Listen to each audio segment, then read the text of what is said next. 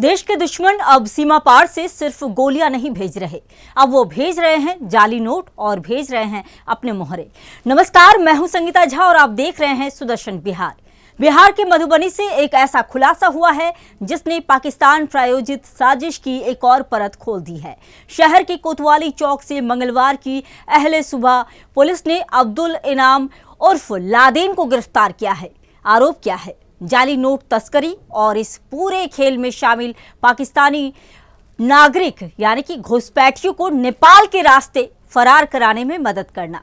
याद कीजिए, पिछले साल मार्च में पाकिस्तान कनेक्शन सामने आया था।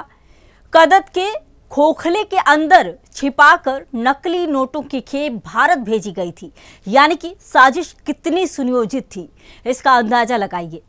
ये कोई सामान्य अपराध नहीं था, ये भारत की अर्थव्यवस्था पर सीधा हमला था। उस समय जयनगर बलडीहा गांव के मोहम्मद ताहिर और पंडोल थाना क्षेत्र के हाजी मोहम्मद ओवैस को गिरफ्तार किया गया था।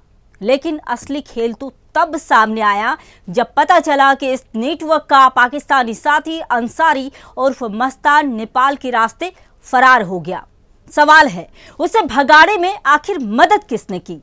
अब जांच में सामने आया है कि अब्दुल इनाम उर्फ लादेन ने ही इस फरारी में अहम भूमिका निभाई थी। सुरक्षा एजेंसियों को उसके पास से ऐसे सबूत मिले हैं जो उसके संदिग्ध अंतर्राष्ट्रीय संपर्कों की ओर इशारा करते हैं। यहां तक कि उसकी तस्वीर एक आतंकी जमाल के साथ भी सामने आई है। क्या ये सिर्फ जाली नोट का मामला है या फिर इसके पीछे आतंकवाद की फंडिंग का बड़ा नेटवर्क काम कर रहा है? लखनऊ में 70,000 रुपए के जाली नोट देकर भैंस खरीदी गई। दरभंगा के से बबलू नाम का आरोपी पकड़ा गया। पूछताछ में परत दर परत खुलासे होते गए और आखिरकार अब्दुल इनाम तक जांच पहुंची। ये सिर्फ अपराध नहीं, ये देश के खिलाफ आर्थिक जंग है। नकली नोटों के जरिए बाजार को अस्थिर करना, आम लोगों को ठगना और उसी पैसे से आतंकी नेटवर्क को मजबूत करना, ये पाकिस्तान की पुरानी रणनीति रही है।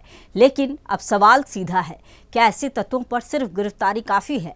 क्या इनकी जड़ों तक पहुंचकर पूरा नेटवर्क ध्वस्त किया जाएगा? भारत अब बदल चुका है। अब ना तो जाली नोट चलेंगे और ना ही पाकिस्तान प्रायोजित साजिशें।